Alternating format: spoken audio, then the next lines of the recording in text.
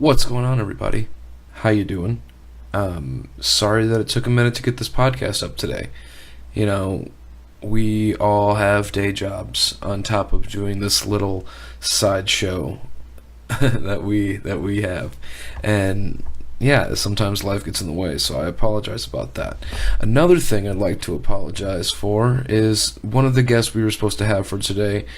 Something happened with the file, and I tried to fix it, but I couldn't. So the guest that we had scheduled for today is going to be coming back another day, and I prepared a very special treat for you for your weekend podcast. So I hope you really dig it.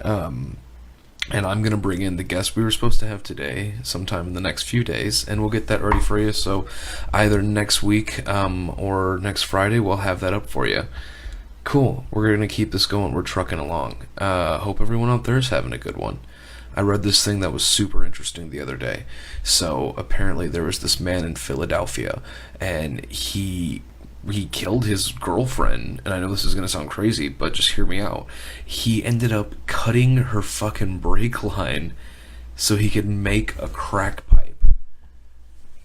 He needed to get stoned that bad that he cut his lady's brake pipe, or brake line, and she hit a damn something, and she didn't make it, so thoughts and prayers, I guess, for that, but isn't that crazy?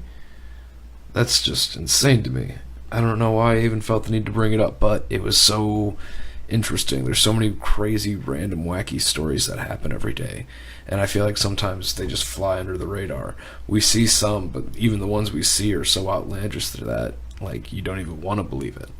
But yeah, that's something that I read on the BBC's website, and like, holy shit. Man, it really puts life into perspective.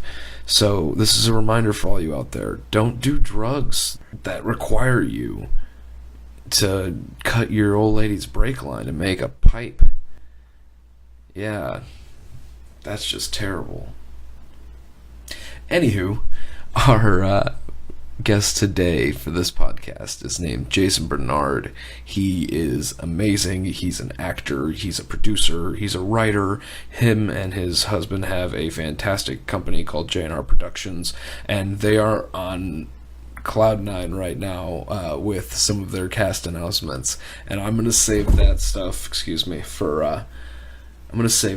for the end outro, because gosh damn it, we just found out and we're so damn excited. Alright, enjoy this sit down. Hey everybody, welcome to another episode of Hi and Hello. I'm Tyler as always. Today I'm joined with my guest Jayson Bernard. How you doing, buddy? I'm good. Thanks for having me, man. This is awesome. I've been when I was going over the list of people that I wanted to interview on this, you were one of the top people, so I'm glad you were in town for this. It all worked out pretty well. So that must be a shitty list. It's not that bad, man, but there's a lot of interesting people I've met, and though me and you have only gotten to sit around a few times and kind of shoot the shit and talk about projects and talk about the film industry of Chicago, there's never enough time to go over it all. So I'm glad that I was able to sit with you today and talk a little bit about it. But before we dive into that, the profession and whatnot, where are you from originally? I was born and raised in Cleveland, Ohio. Ohio. Yeah. But I've officially been away from Cleveland longer than I've lived there, at this point. I was in Ohio until about, I don't want to give ages because that makes me old. But I moved out of Ohio in 1997 to Chicago. So I think it's an equal term now. You know what I mean? I've been away longer. I've lived away from Cleveland than I have lived there. Right. So when you left Cleveland, did you move around a little bit, or were you Cleveland to Chicago? I knew that I wanted to be an entertainer. I was still trying to wrap my head around what that meant. So I went from Cleveland to Columbus, which is like a larger city in Ohio. I did the pageantry circuit. Really? So I was Mr. Ohio and Mr. North Coast, and it's kind of like a male pageantry thing. And I was dancing for talent and things like that. And then I hurt myself and had to come up with a different talent for something, and I did stand-up comedy. I thought, I'm gonna, I've been writing this thing, I'm gonna try it. And I got up there and I did the comedy thing, and it went over really well, I guess, for the 12 people that were watching.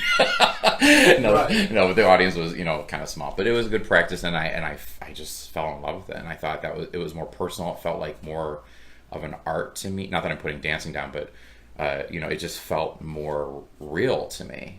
So from there, I was like, well, I guess I got to go to Chicago for Second City. So that's what brought me here.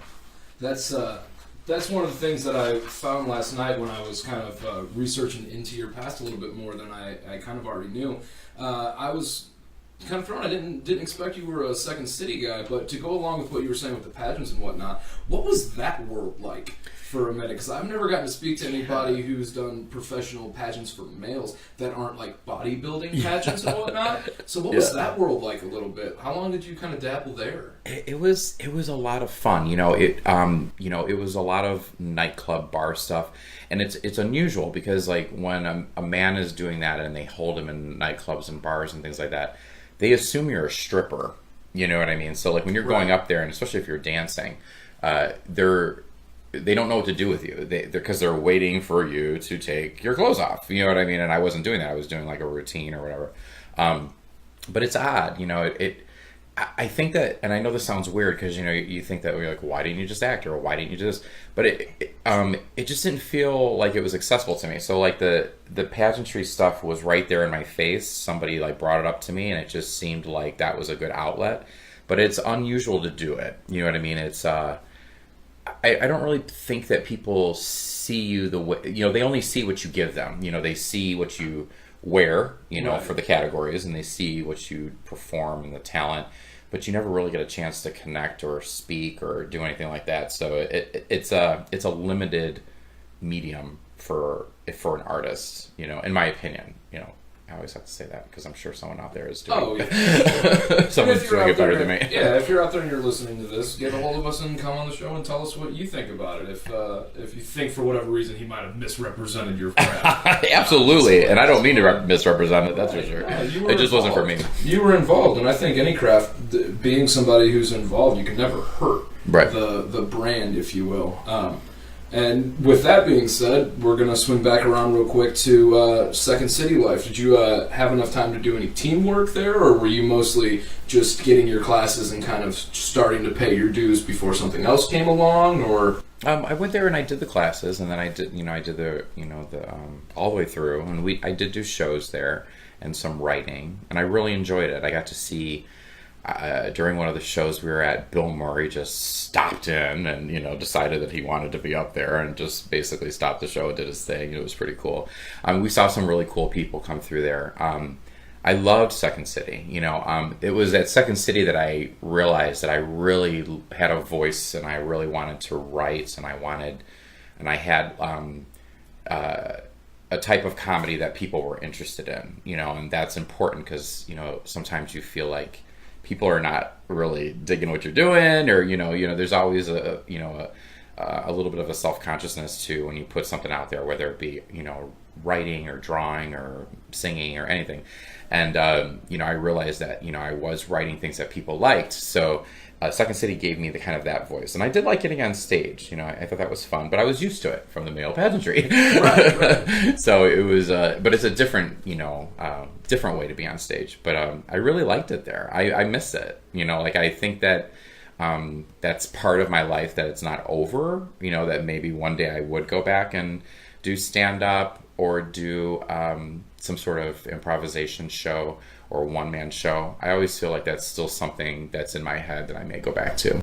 Right. Well, especially where you're at now out in California, I know that, California's just so damn big that there's so many different stages and options for a performer to get some stage time. When I did the improv kind of circuit through Chicago, I mostly stuck with IO and Comedy Sports, and when I first came to Chicago, my reason for kind of uprooting was I did a improv class with Sharon Halpern and a few of the IO kind of alum who are doing their own thing now and traveling the world and have their own little stages here and there throughout the country. But Andy Dick was the guy who was in town for this benefit, and I was working at a small mom-and-pop video store, and I saw this flyer with his face on it, and it kind of threw me off, because town is 1,700 people, there's no reason Andy Dick should be swinging through, let alone be on a flyer like for an event. And it turned out to be an improv class, and one of my buddies got me a bunch of the old IO books, and when I had the books, we ended up doing the class the next day, and it went so well that, I was told about IO, and I moved like 2 months later, and I started doing improv up here. So that's pretty cool that we both kind of had that. That's what pulled you here. Yeah. You know what I mean? Yeah.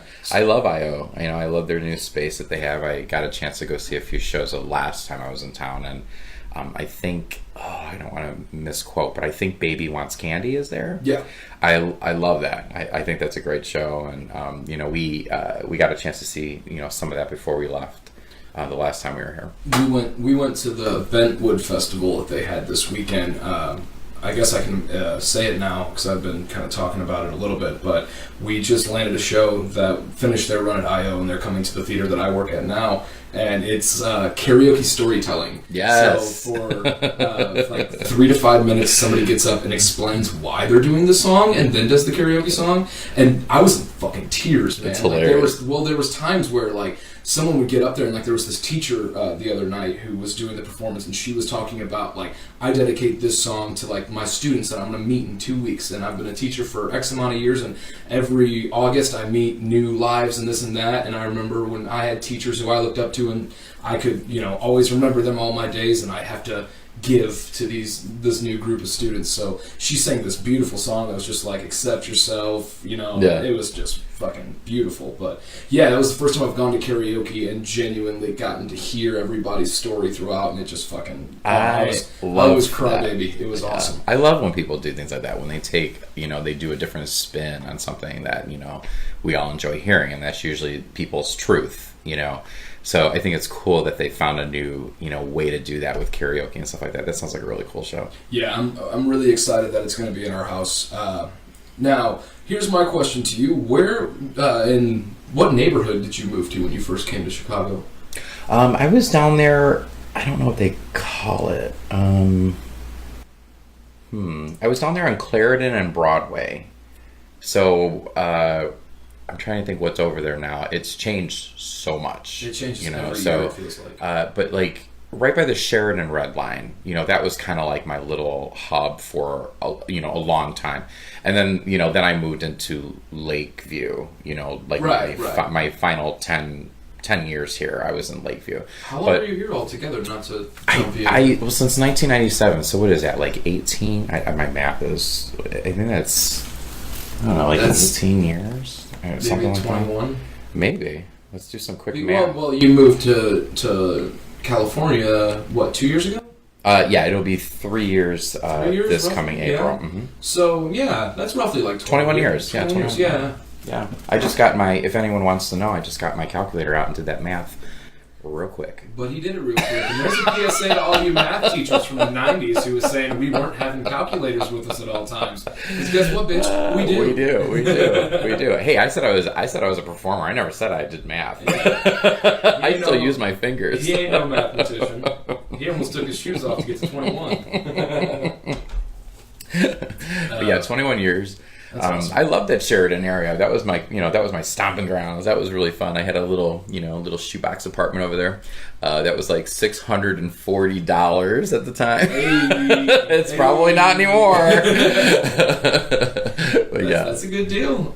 So when you were in Cleveland, were you in like the city of Cleveland, or were you in like an outskirts, more rural both community? I went to we were raised in Cleveland, and then when we went to high school, obviously, the schools were getting a little rough and things like that. And my mom was afraid for us to go to high school that we wouldn't be paying attention to learning. We'd be paying attention to, all the drama and craziness that, the city of Cleveland was bringing at the time.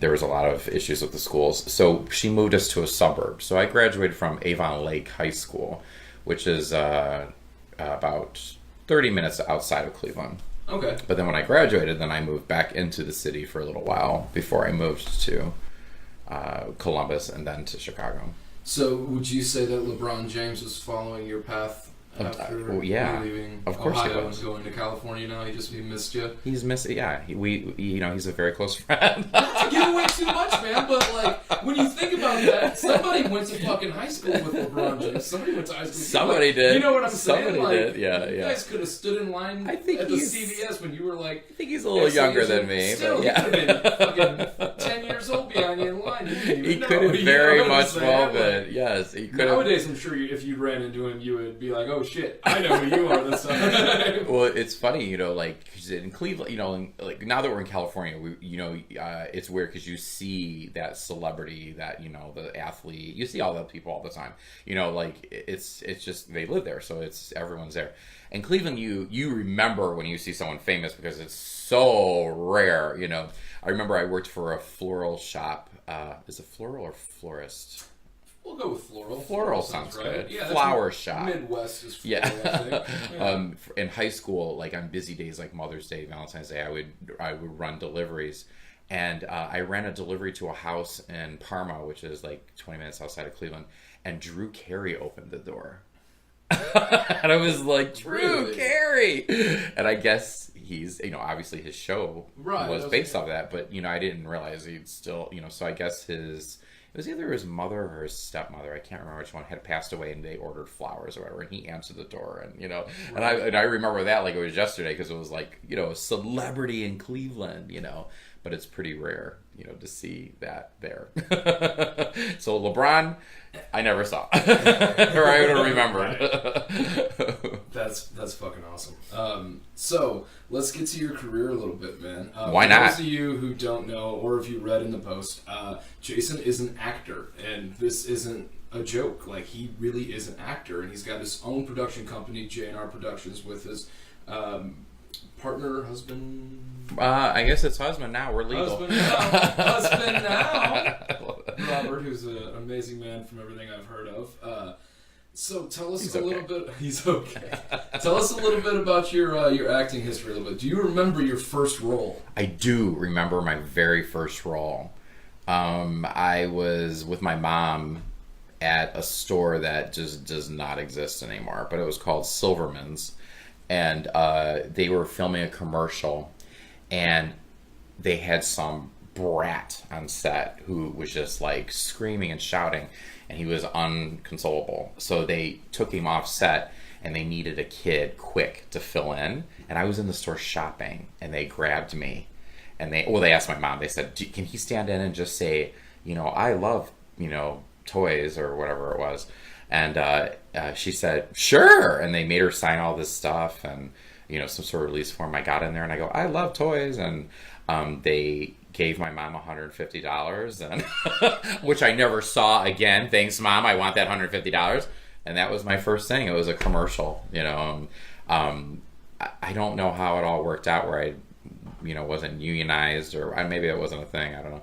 But yeah, that was my very first thing that I can remember. That is awesome. That is awesome. Now, with that being something that was such spur of the moment, did that kind of ignite something in you a little bit? Yeah, I love it. Yeah, something like felt right. A little bit of that attention in a big mall. Yeah, you know what I mean, I think anyone would lie if they say that they don't do it for somewhat of attention. We all have to wrap our heads around that. But yeah, I did love it, but the attention, but also something just felt right about it. You know what I mean? It was easy for me. And I'm not saying it's easy, but there was something very natural, and, just it flowed, Right. So I really liked it, So, high school, were you a theater nerd, theater geek like myself? I did like theater. Did you skip it? We didn't have a lot of theater in our school. They did broadcasting and silly things like hosting and stuff like that. So I skipped it because I didn't like it. I thought it was stupid. They didn't do theater or plays. I know we had a talent show and things like that, but they didn't have the theater. I did audition for things outside of school, like Guys and Dolls and things like that. But I wasn't a very strong singer, so I was never really in front or, in a leading role. And that irritated me because I'm I have an ego the size of this apartment. No, I ain't saying much, guys. It's a one bedroom. So I was just like, hey, screw this. You don't want me in the front? I ain't doing it. So like I mean, I was a team player, but like, it wore off because they were going with people with more talented singing voices. Usually the theater that we were finding was more singing. I couldn't find something that was just, where I could act or whatever. But then I put it on, I put that on pause for a while because I was discovered by Ford in New York. So I modeled for a while. So that the acting kind of got paused for a little while during my high school years. I did come across some of your early old modeling pictures. Yeah, Yes, I didn't pull any up because I didn't. You were hot for them. Yeah, dude. Here's the thing: I am very comfortable with my sexuality. My wife's a very great lady, but back in the day, and still to this day, I ain't trying to cut you down at all. But my God, you had eyes that could cut steel, chiseled jaw like a motherfucker, and that was before filters. And that's a big thing though, because nowadays a lot of people who are like Instagram models or are like Snapchat hoes. I'm not trying to put you down if you are, but that's just what I call on the side. But like anyone these days can take a semi-decent to professional photo with their fucking smartphone that fits in their pocket, a little piece of magic glass. Yeah. So back when you were doing this, and like you said, you were going to New York to do the stuff at Ford and all that, but like that had to be a setup for each shot.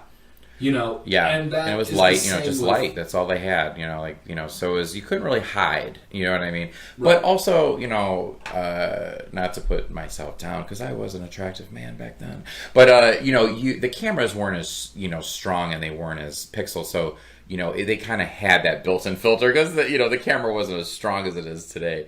But the fun part is that pretty much if you saw someone in a picture back then, that's what they look like in person. You know what I mean? Today, if you see a picture and you meet them, mostly they are not going to look the way they do in the picture. Not only that, but like for where you're at nowadays, I'm sure I see it every day in Chicago, but it's probably not as much. But one of the tropes of California that I hear all the time is that like if there wasn't cosmetic surgeries, half the population of that town would look how normal time would have progressed. Like I've seen some women in their late 70s, and I'm like, wow, like 42 maybe, and they're like 73 child, and I'm like, oh my God. Yeah, we saw, I just went to Vegas not too long ago, and we saw Cher, and I was like, wow, we should all be so lucky to look like her and still be wearing like next to nothing on stage. You know what I mean? Like, and she's like 78, 79 years old, I think, something in there.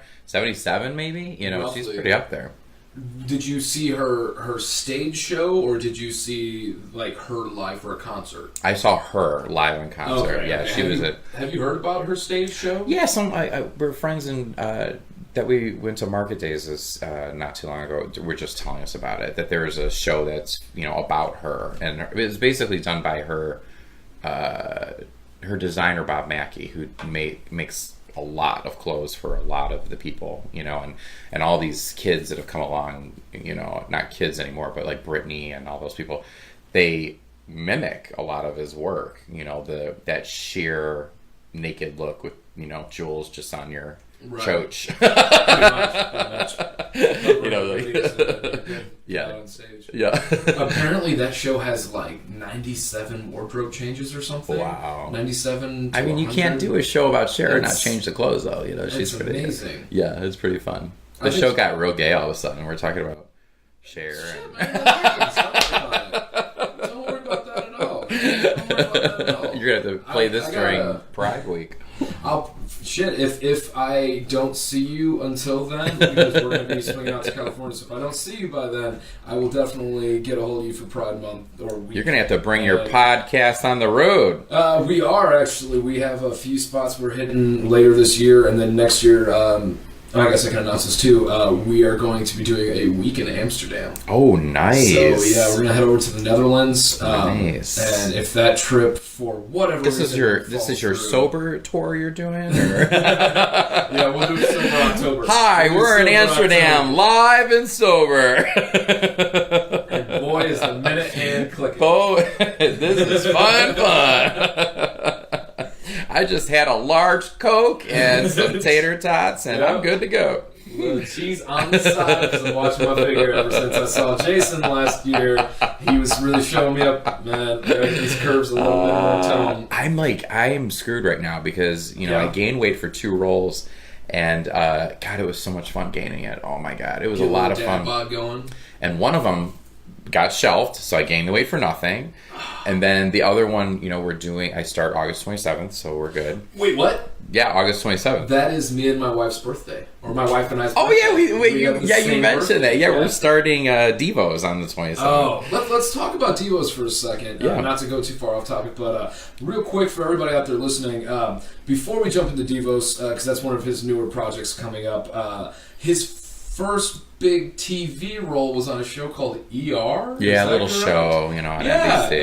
Yeah. It's so strange because, I loved finding that out, and before you go, I want to make sure that I can get, the episode appearances and stuff that you were on, because I want to go back and just binge it a little bit. But what was that like? It was a lot of fun. That was my first, real big set that I was on, the real, that was legit, it was the first, real thing, So I got to see a full crew, and, independent films, people are so great. They do so many things to cut corners and to make it work. And I feel like you learn trial by fire, and you learn a lot more on an independent set because you got to work harder.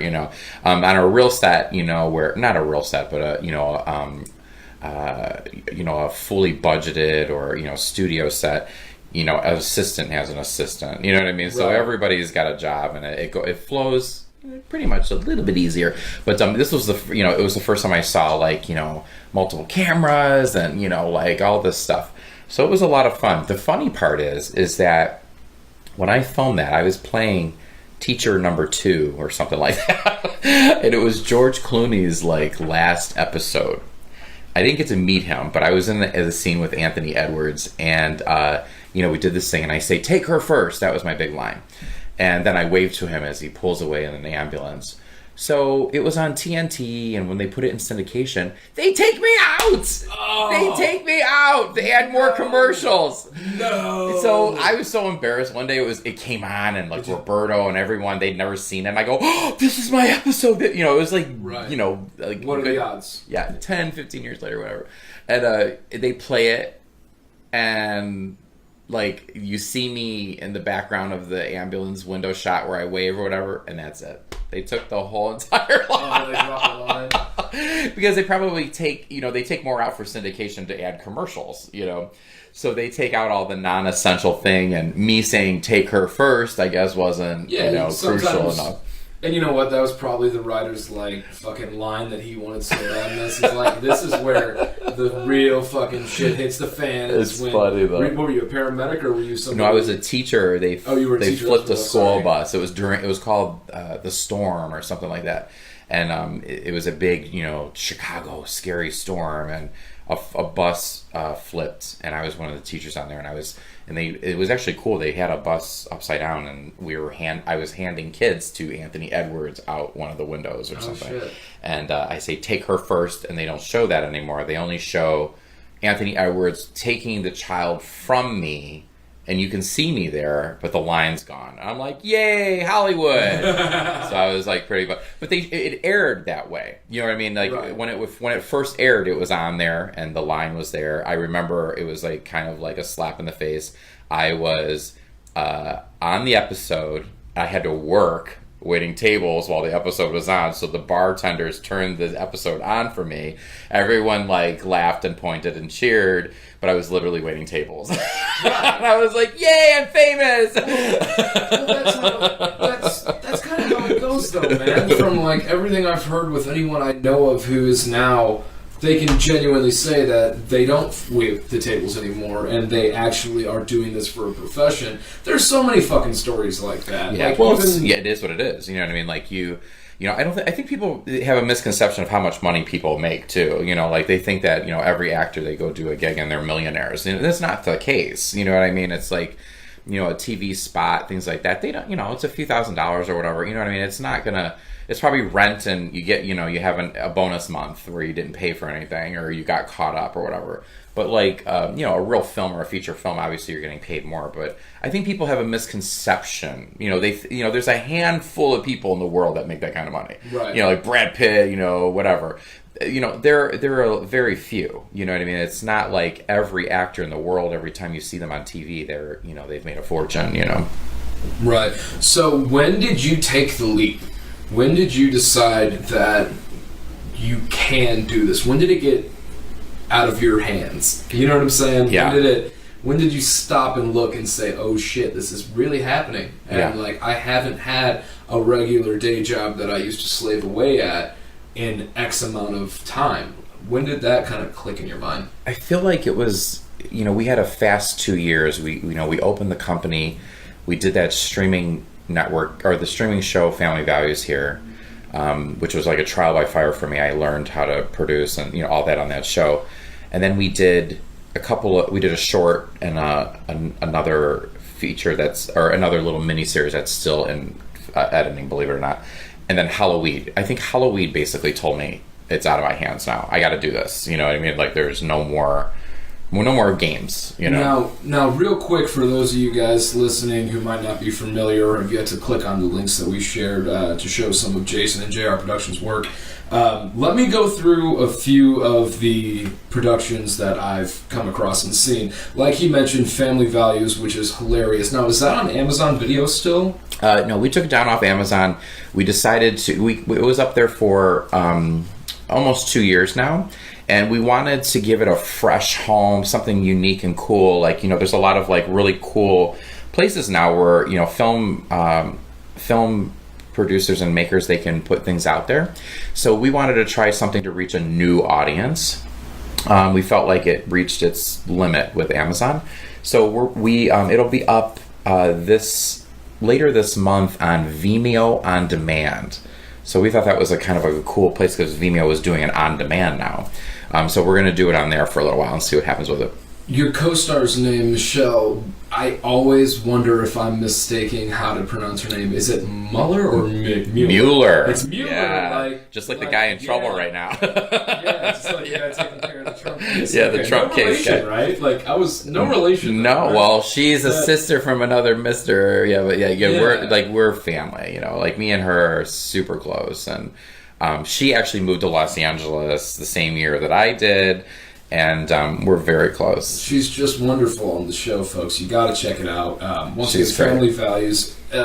It's kind of like one of those like 90s family sitcoms, but with a really great twist. Yeah, you nailed it. Your character is kind of like it starts off kind of like the almost, I don't want to say drunken uncle, but like yes. I kind of get a little bit of like a modern Uncle Jesse. Yeah, no, you've nailed it. I'm a big fan of the show. Actually, I think I've seen.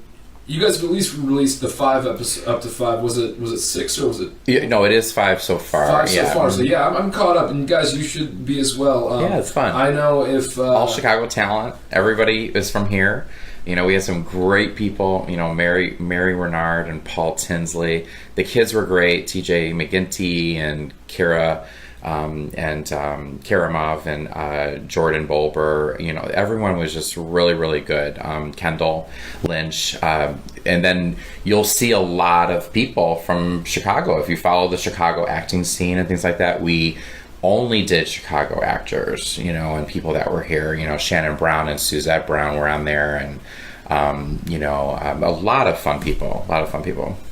Speaking of Shannon and Suzette Brown, I've worked with them in the past a bit on one of my flicks that I made, and that's kind of how I met you, was through that fold in a sense. Mm-hmm. But I gotta say, Halloween was fucking amazing. I loved it so much. Once again, for those of you guys out there listening and you haven't seen Halloween, I'm just gonna kind of read through some of the top billed cast lists real quick, mm-hmm. because this cast is fucking amazing. And once again, badass title, Halloween. How has that never been picked out of the batch? I don't know, but that is... It's weird. It's out there. People have called their parties Halloween and things like that, but it never was for a film, so 29 Productions, when they had the film revamped into a screenplay, that came up, and we were like, oh my god, we gotta take that, Right. So we ran with it. Yeah. So real quick, some of the top billed cast list. We have Mr. Simon Rex, who is in a bunch of the scary Dirt movies. Nasty. Dirt Nasty, absolutely. We have Mr. Jim O'Hare from Parks and Rec. He played Jerry, and he's also, it seems like, kind of jumped onto the J&R Productions and the 29 Productions, the kind of move-in party, basically. You guys he works for pretty close 29 together. a lot. Yeah, he works for 29 a lot. Jim's a great guy, and he's very supportive of the arts, and he's loyal to his friends, and him and Shannon are really close. So if he has the time and he has the likes the part, he's a yes guy. So we really enjoy having him. He's also he's been around Chicago a lot lately. I've seen him throw out a pitch not long ago over at Wrigley Field. Oh, he's from here. Is he from here? Yeah, he's from here. Well, shit. Jim O'Hare, if this gets to you, man. Also, for the cast list for Halloween, we had Danny Trejo, who plays Machete. For those of you who are younger than me, he was Machete also in the Spy Kids movie, which I know is silly, but a lot of people my age remember that. Dusk Till Dawn. From Dusk Till Dawn, yeah. He's been in fucking everything. He's everywhere, man. yeah. I think I saw an episode of Barney once where he was just chilling in the background cleaning off the table. We have Connor Price, of course. Tom Sizemore was fucking awesome in this movie. He's fantastic. Andy Milonakis, Shannon Brown, Suzette Brown, obviously Mr. Jayson Bernard. And was Michelle in that one as well? She was. Yeah, I was gonna say, I remember seeing her in that too. And then Ray Wise, we had a really... Jason Mewes, obviously Jason Mewes. Yeah, I mean, when you have a movie about marijuana, you gotta have Jason Mewes in it. You can't not, man. You can't not. And it all worked out so well together, because I'm not going to lie, I see a lot of movies where they bring together the whole, rat pack of a genre, whether it be the stoner comedy or, nowadays we have, the action heist movies, and they all bring together those actors who are known for it. And this fucking movie really genuinely made me laugh. Oh, cool. Genuinely. We had some, we had that Rat Pack thing that you're talking about, and then we had some fresh blood in there, too. We had, Robert Craighead, who's been, around for a while, and he's so talented, and he's played, I can't remember the name of the character, but, he really dug deep into the character, and, he's got the big, ballet skirt on in the closing scene and stuff like that. Robert's super talented, and Deja, she's doing really great right now. She's in a lot of Oprah's productions and things like that, and she's had we had in Lester Spade. There was just a good combination of people. It was a fun project. I'm not gonna lie, I'd never seen you in blonde wig until this. It was fun. I remember thinking, because we watched it the other night just to kind of prepare and whatnot. I was like, man, that blonde, man, he's really working that. A little strawberry blonde there. That's really nice. I wanted to be like a overweight Ken doll, and I think I pulled that off. Yeah, if that's what you were going for. I didn't personally know that going into it, but yeah, I'll put that on the poster for you. I'll leave a quote for you. Somebody actually critiqued the film and said he looks like a where are they now, overweight blonde Ken doll, and I'm like, nailed it. Yeah, watch the movie, guys. It's still up on Netflix. Oh right? yeah, it's on Netflix. Right? What was that process like of getting something on Netflix? Because that's something that a lot of people who I run into through writers' meetings throughout the city and different sets, they're always, I got my instant video pitch. I have my Amazon, my Netflix, my Hulu, my fucking Crackle. I have all of these ideas. But what was that process like working with Netflix? It's, we had a distribution company, that did that for us. But, that's not the only option, filmmakers have. It's kind of like a bittersweet, long list of pros and cons. We're in such a great time right now where anyone can pick up a camera and make film, and they have a someplace they can stream it, or they can get a larger audience to look at it.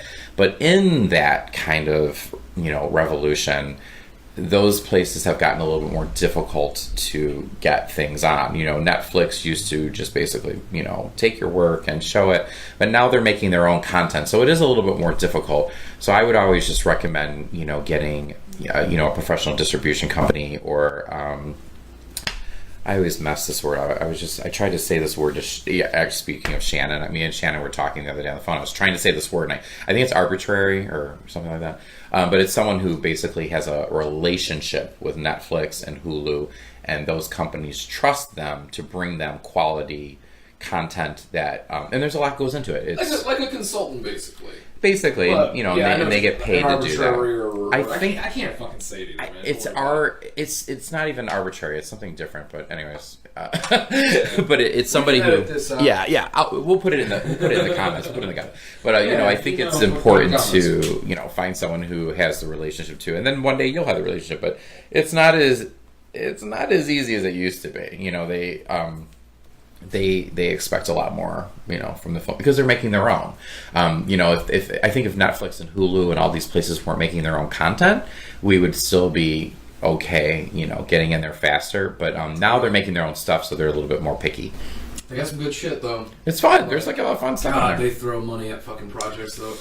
You ain't kidding. I was reading some of Adam Sandler's deals that he's got with them and stuff like that, and I'm like, wow, give me that money. It's funny you mentioned that, because me and a buddy of mine, we heard there's just the fucking astronomical amount of money they gave to him for those 3 flicks or whatever, and one of them was called The Cobbler. Now, and I'm not promoting this, guys. Don't fucking go watch this movie, but oh my god, it was just bad cinema. It was real, kind of slapped together, and that's something to where I see Halloween, or I see Orphans of God, another short that you worked on that you wrote and directed, correct? I didn't direct it. That was directed by Josh Stevenson. That's who it was, I'm sorry, but you wrote it, correct? I did write it. Mm-hmm. And how many productions have you written that you've also been in? Well, I get critique on this a lot. I like to have control over my career, and pick the outcome of where I'll land. So I have done other projects from other people, but a lot of the things that people know me for were written and produced by my company.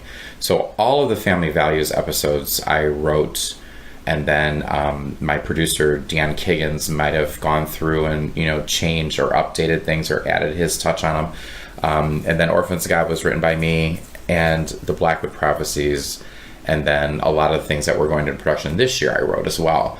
Halloween wasn't written by me, though. My apologies for... Oh, you didn't say that. No, you're good. Yeah, Halloween was written, and it was sold to 29 Productions. And then it was rewritten again.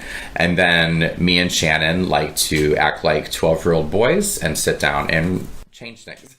So we had our little fun spin on it. You know what I mean? But right. But no, Halloween wasn't written by me. But pretty much everything else that I've been in, I've had some sort of touch on it. Now, did you do that from the start of pursuing acting, or did you kind of jump around and take, roles from the college or roles from independent filmmakers just to start to beef up your own reel a bit, or did you straight from the gate say, hey, me and my friends are going to make some films, and we're going to star in our own films, and we're going to do it our way and see if it hits, and if it doesn't, we can always then go out and meet up with other friends in the industry and do work too. Is that kind of how it went? I think I just got tired of going, my agent or some, I got tired of what I was being sent out for, and I'm like, I don't want that role. You know what I mean? I want this, or I want that.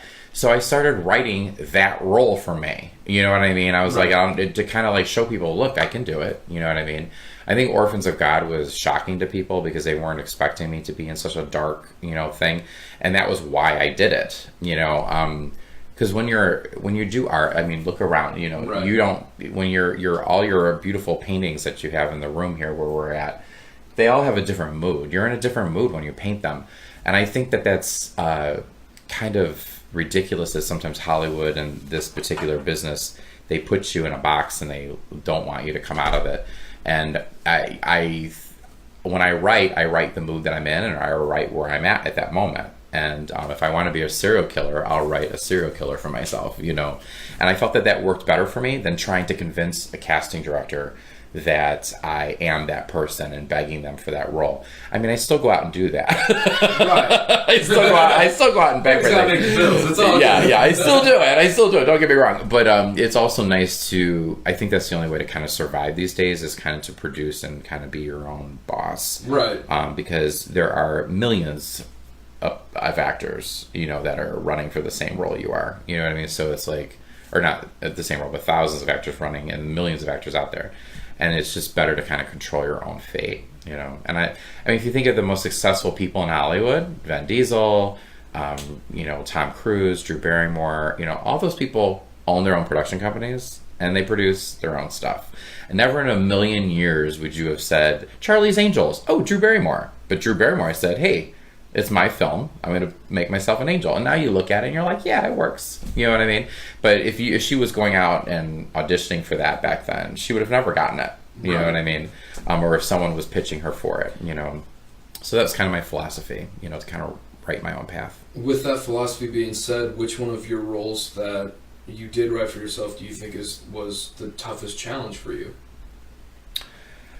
I feel like I wrote, and it's still kind of being edited, and that's why, you know, we had issues with it. If you can talk about I feel like the Blackwood Prophecies was kind of something I wrote that I kind of dropped the ball on. I wrote myself as the older brother and playing him very serious and stern, and I didn't give him any characteristics of mine. And I felt I could, when I see the footage and stuff, I feel like I can see the struggle. You know what I mean? Like, it didn't look as well as I would have inserted just a little bit of me in there. You know what I mean? I try to go completely different. You know, I'm not, that's probably, you know, not really proud of that work. You know what I mean? I like the way it all looked and everything, but as a writer, I probably should have written him a little bit differently. Right. For myself. And we live and we learn with each project we do. Because if we never fucking try, then we're obviously never going to find out. Yeah, but, exactly. That's really interesting. I've seen some of your teasers for that. I'm really excited to see that project once it's out, and we'll definitely share it around once we get everything up and around on social media. Absolutely. But I cut us off about 10-15 minutes ago. We were talking about a new project coming up for you called Devos. Oh, I'm so excited. Tell me a little bit about Devos, man. Whatever, you know, you don't have to give away too much, but yeah, I can talk a lot about it. I just can't tell you the cast. You know, I'm not allowed to do that yet because it'll come out. It'll come out at the end of this month, so you know they'll start talking about it.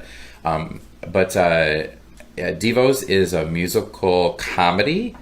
It's kind of like Mean Girls meets Glee, but it's about boys.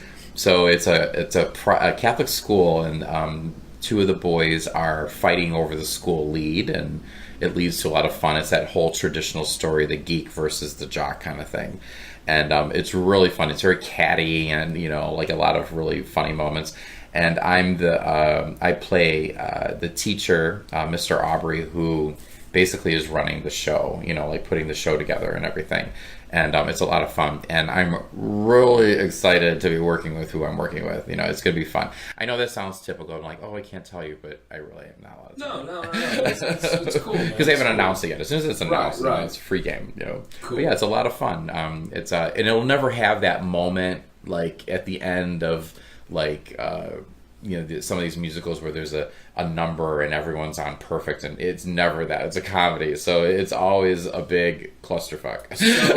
So when you were saying the Mean Girls meets Glee kind of thing, did you have to get licensings for specific songs throughout, or is this completely original work? We went all original. Ooh. Yeah, we did it all original because we wanted it to be our own, you know. So it was written by Matt Steele, who is, you know, huge theater buff, and musical theater buff, and he knew specifically what he wanted and how he wanted it to be done, and it was just more fun to go and create the music, you know, so that way it's ours and we can do it throughout or whatever. But yeah, we had some really talented people come up with that, and we're excited. We start August 27th filming, and we're really excited. We got to film in a Catholic school, or an actual working school, and it was a lot of fun to shoot around the 3 100 kids that were going to school at the time when we were filming. So it was a lot of That's fun. a lot of waivers. Yeah. It'll be a lot of fun. It'll be a lot of fun. Not each class. Well, it's a challenge. We'll see if it happens, That's super exciting too, because did you film it in a religious institution like Well, it goes to camera on August Catholic 27th. school, So or? I think I said when we film or that was my fault. We haven't started till August 27th. Oh, okay. So we're about. Does the play, or not the play? I'm sorry, but does the film itself take place in a private school, or was it like No, it's a private religious school. private school? Yeah, it's supposed to be a Catholic school. Okay, yeah. That's so all the say kids, Catholic. they'll all have the same. They'll have uniforms and everything. It's a lot of fun, and I play like that, washed out. It sounds so much like my life. No, I play like a washed out actor who never really made it, and he's teaching. He's teaching to make up for that. He's teaching on the. And he has some really great moments, and it's fun to be in that top build part of a film again. It's a lot of fun.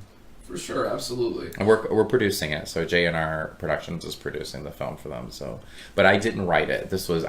We were brought on to the to the project. Well, that's awesome. I'm real excited to see more of that, man. Yeah, that sounds. We great. got a lot going on this year. We're excited. Another thing, do you have a film coming up called Special, or is that already out? No, that starts filming right after Devos. Like, we Okay. literally have a 2-week break, and then we go right into that. Oh, that's awesome. That one I wrote, it's something I'm really excited to do. It's about an autistic boy who gets kidnapped in a small town, and he has some sort of... It's left up to the interpretation of the audience. He has some sort of connection with an adult male who is autistic as well, which I will play. And that male somehow gets clues, whether it be supernaturally, maybe not, but he is the one that basically leads the police into trying to find the boy before it's too late. So they have some sort of connection, and it's pretty cool. So it's about it's about autism and being special. And it's in a small town, and that one's really cool. It's got some fun names in it. Gabrielle Stone, who is Dee Wallace's daughter and a brilliant actress, she is going to be playing the mother of the boy. And Dee Wallace, if everyone remembers, is E.T.'s mom in E.T. Oh, shit. And she played the Howling and Cujo. Or her daughter is really, really talented as well. She just had a lot of success with a film she had out called It Happened Again Last Night, and it won dozens and dozens of awards last year. Fantastic. So she is going to be playing the mother. And we got a couple of other surprises in there too, so it's fun. That's awesome, man. That's so cool. Well, I'm glad to hear that it's going well for you. That's just fantastic. I love hearing that people I've come across, and that's another reason why I started the podcast, are still pursuing everything that they were when I met them 5-6 years ago, anywhere in between. I don't remember what we talked about the last time we met. We had such a good time. I know we were in a coffee shop and we were laughing about something. And you know what's terrible is they tore that coffee shop down. What? They tore that beautiful little coffee shop down to probably make a giant condo building or something. I know, it's crazy. Everybody's building. Yeah, it is. But I think even last time we just kind of BS'd about the Chicago acting industry and the film industry. Just you were one of the veterans of it that I met when I was kind of getting into film work. And once again, you're a real genuine person. And we have a lot of mutual friends that I don't think we really knew about it at first. But yeah, you were very nice to kind of sit back and kick it with me for an hour and drink a cup of coffee and kind of shoot the shit about kind of skeleton crew work and kind of like how to really get your own stuff going. Stretch the dollar. Yeah. For those of you who are listening, skeleton crew is basically like a stripped down DIY crew of 4 or 5 people. Everyone's doing their specific job and 7 other jobs. Yeah. So it's just kind of like a guerrilla filmmaking term. And for those of you, and it's. I think that is the best way to learn. We shot Family Values with a crew of 4. Yeah. And they were all troopers, and they worked really, really hard. And we learned a lot. Like when I was producing, that's when it was funny when we did Halloween and we did a couple of the other ones. It was hilarious that we had to. We didn't have to, but we had all these crew, and I was like, "Oh wait, I'm going to go do this." And they're like, "You don't need to do that, Jason. Someone's going to do that for you." Right. But for Family Values, all of us, the 4 crew members, and me and a couple of the the amazing mothers of the talent. Everyone just kind of chipped in, and I think that you learn more that way. So independent filmmaking is no joke. People, they get it done. Right, it's fun. You get a little family together to create something, and my favorite thing is like I never was a big like camper, for example, but doing skeleton film crew shoots was kind of like my getaway from society. Yeah, it was great. You gotta, and then you step it up. You know what I mean? You got to go above and beyond who the guy next door is filming in his mom's basement. And right. I think that that's what I'm proud of. I'm not saying like I ran the gambit, but I think that when people were watching how we did Halloween and Orphans of God and some of those things, that they were like, oh, we got to step it up too, and that was what we wanted. We wanted people to say, hey, you can do it too, and we were really proud of like that kind of movement, because now there's a lot of people that are, meeting that bar, and higher in Chicago. And I think that's great. I really do. Absolutely. You got any Chicago shout-outs? Anyone who's still around here you want to say hi to? Oh my gosh, all my family, since we've been talking about it, my Family Values people, I love those absolutely. people. And if like Jen Stanko Photography, oh my gosh, you got to check her out. They were really helpful. And we filmed all of Family Values in their family home. Oh wow! Yeah, it's a beautiful home. That's. I figured it was something. Oh, you should see it now. She let us film before they remodeled. That was why she let us go in there, because they were about to rip it all down. There you go. Season 2. Yeah, season 2. We got wealthy. Like it. Yeah, it's beautiful now. And the fun part is that the kids they're all adults. They're all teenagers now. So season 2, we would have to do some sort of very strange time. Time adjustments, like it's got to be like 4 years or whatever, but right. But yeah, it was but that's about it. My family values people. We still have family here, and everyone who's out there making film, man, don't take no for an answer. Get it done. Absolutely. Absolutely. Get it done. Any words of advice to the kids listening that are still kind of debating on going to film school or wanting to be in film or just anything from a creative side of the media or the medium? Is there any advice you have that you wish you could have given yourself when you started this journey? I didn't go to film school, but I think that it is a good idea. And the reason why is you build connections and you build relationships there, and they give you access to things that you can't have. And I also think it's a good idea too because of their equipment and stuff. If you're a filmmaker, you may never touch a camera, well, never, but it may be years before you touch a camera of the caliber that they have at the schools. And I think that's a good opportunity to get in there and, be able to work with the equipment and things like that. And so I'm if you're thinking about going to film school, I think that that's something smart. I don't think it's a waste of time. I do, however, feel you will learn way more when you come out of school and you're actually on the set. That's just my personal opinion. But I do think that school is important because of the connections and the access you get, to things that you probably won't get access to right away.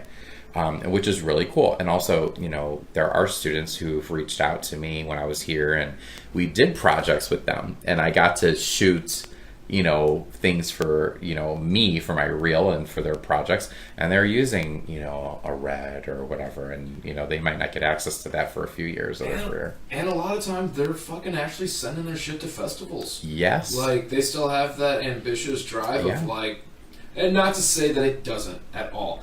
But they have a strong, film festivals really fucking matter, and they believe wholeheartedly in it. I last year I did, someone asked me to come out to read for a role that they had for Santa Barbara the Santa Barbara Film Fest or the Santa Barbara Film School, and I was hesitant about it. I was like, I'm not really there in that part of my career. But I was like, you know what? Screw it. Let's go do it. I like the role. And I went out there and I auditioned and I was cast in it. We shot it, and I thought, okay, cool, I did it. It's over. It's good. I'm proud of the work. They were so motivated. They got it into the Santa Barbara Film Festival. It won, all kinds of awards. And then it went to Cannes. And I'm like, what? You know what I mean? So, you never know. I think that if it's a role that you like and you trust and want to work with the students, do it. Oh, yeah. They're great. They're working towards the same goal you are. Plus you just never know where they'll be in 10 years. They could be the next Spielberg. What's your advice to anyone from outside of Chicago about Chicago? Somebody in Cleveland who's maybe thinking about making that jump or that leap. What do you got to say to them, man? Come and do it. I love this city. Yeah. I love it. I think that it is absolutely hilarious how it's portrayed on the news lately. It cracks me up. I don't think that what's happening is funny, but I do think it's funny that they think it's just, this mass hysteria of evil running around the city. It's ridiculous. It's unfortunate, what is happening in parts of Chicago. But I feel like that there are other cities that are also suffering from, gun violence and things like that. Maybe not to the limit that we are, but Chicago is... I've been everywhere, and I think Chicago is probably one of the prettiest, most well-kept cities in the country. You can make it happen here, and it's a nice stepping stone if you want to keep your midlife life, and still pursue larger, ambitious dreams. I miss it here. I think it's great. Unfortunately, what our needs were for the company and everything, we kind of outgrew it. But I love it here. Being here these past few days, I'm like, I don't know, maybe I made a wrong decision. But then that humidity kicked in. I'm like, oh, I'm good. If you notice though, since we didn't cut off the AC, it does feel comfortable in here. I'm getting used to it. It got fairly comfortable pretty quick. I was kind of like picky, sweat, and pulling my shirt a little bit as well. I think you come here to make your own destiny. Don't come here with expectations of what the city can do for you, but what you can do for yourself and what you can contribute to the city. Get into Second City, get into film school, or come out and meet the right people and make your own, Exactly. My key point to advice for success in Chicago for anything that you're trying to pursue, if you move here, this is for you listening at home. If you move here and you are not 21 yet, it's going to be really fucking difficult to go out and talk to people because everyone's in the bar. Yeah, I moved here when I was 19, and that's when I started going to comedy clubs and shit. Yeah. Because at comedy clubs, they see me coming up and going in the room every other night, and eventually they're like, "Hey man, did you want a drink too? You want a shot?" I was like, "Yeah, absolutely." It's the bars. I'm not saying that they serve underage kids because that's a complete and utter lie. Your ID was not underage. My ID was not underage, but we had a good fucking time. Jayson, thank you so much for being here with me. Hey, thank you. I know this has been so fun. I know you only had so much time in town, and safe travels on your way home and everything. Tyler, anytime. This was a complete and utter fucking blast, and once again, cheers to you. Cheers. I love Thank this. You for, this. Am I allowed to say what this is? Yeah. This is like what Reba McEntire drinks on her front porch. Really? Is it mint julep? No. No. I think this is Kentucky Derby glass. Just so you guys all know, we're drinking a man drink here. This is some whiskey and tea. We're doing whiskey and it's one of those half and half teas, so it's like a dirty Arnold Palmer. I hope we don't listen to this and realize we just dropped the ball. Jason, we didn't talk about shit. We didn't do shit, brother. Your publicist is gonna be pissed. No, he's used to my shenanigans. Well, this is awesome, man. And like I said, if the podcast ever movies on over to the West Coast, we will definitely hold you out there. And we are going to link all of Jayson's information and all of the social media and good stuff that you guys can follow him at. And once again, guys, thank you all for listening. And Jayson, thank you for being here with me.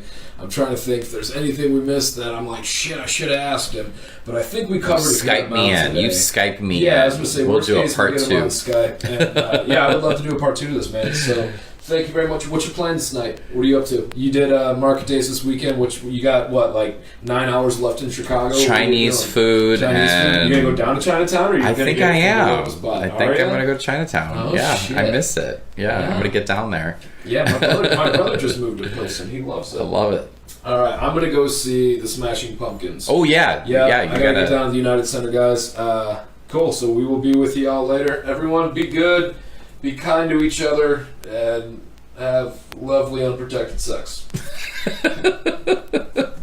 Cool, man. It's fun. Oh, my God. Right on, everybody. That was so much fun. We had such a blast. Me and Jayson hadn't gotten to sit around and talk for what felt like a couple years. And you know what? Very, very, very, very thankful that he was able to swing in while he was back in Chicago. So here's the thing, guys. Since we last spoke with Jayson, Devos has had some amazing cast announcements. So I'm just going to read it off to you. I just actually got off the phone with Jayson. They are doing a night set right now, and he's with some pretty awesome people, and I'm going to share some of the pictures he sent us from set, but check this lineup out, guys. So first off, I know that I'm not going to be able to read everybody's name, but this is just some of the top bills that some of you out there I think would get a little excited about. So we got Matt Steele, we got Jason Stewart, we have playing Sister Hart, Marissa Winnikert, from HBO's Girls and CBS's The Talk.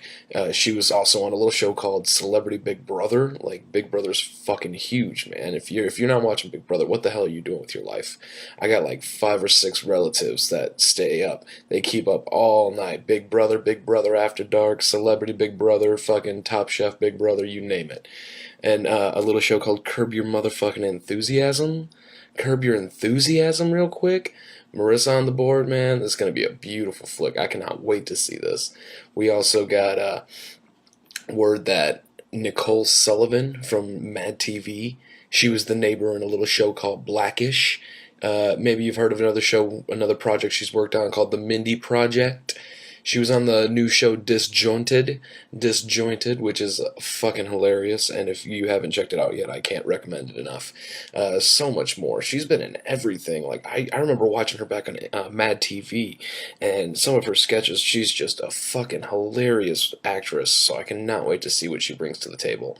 Of course, Mr. Jayson Bernard, we talked about it throughout the podcast, but another one that is just huge. It's amazing. You've seen this actor all over the place. He's been going for a hot minute.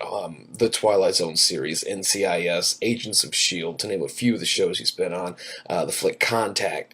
We're talking Starship Troopers. He is all over season 3 of Stranger Things. The movie The Predator coming out September 13th. He's front-running all the way back to a little-known movie called Twister. I don't know if y'all remember Twister, but man, that movie had me fucked up. Twister was a great film. I grew up in Tornado Alley, so that hit close to home. Like you wouldn't believe.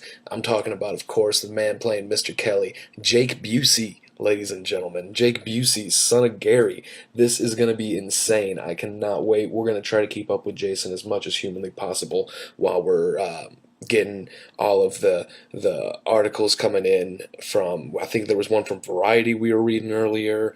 They got all of the IMDb links set up, and so I'm going to put everything I can down in the comments, and I'm sure we can find out from Jayson if there's any of his work up and out there for you guys to check out. So yeah, keep a lookout for that. We got big things coming on the horizon, everybody.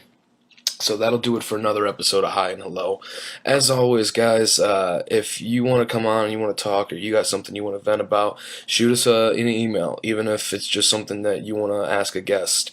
We'd be more than happy to take it anonymously, or we'll share your name if you like. But I would really like to hear from you guys. We got a few that were sent in for this week's podcast, but since this person won't be with us, we're going to save those for next time I get with them. And yeah, we'll share those then. But yeah, keep sending them. highandhello@gmail.com. I'm sorry, highandhellopodcast@gmail.com. So, yep, that's another episode, guys. I hope everything's going well for you. Fellas, go take your chick out to see a flick. We just went and saw this movie called Crazy Rich Asians, and it was funny as hell. So, go get some popcorn, go on a little $2 Tuesday or something. Take your lady out, ladies. get your man out of the house, get up off the couch, go do something, go check out a flick. Like I said, Crazy Rich Asians was the shit. So if not, if you guys just want to kick it on the couch, check out Halloween on Netflix. I know our guys would really appreciate that. They work real hard for us, and that gives you a little chance to check out Jayson and some of his work. Alright guys, the weekend's here. Enjoy it. Later. Love you.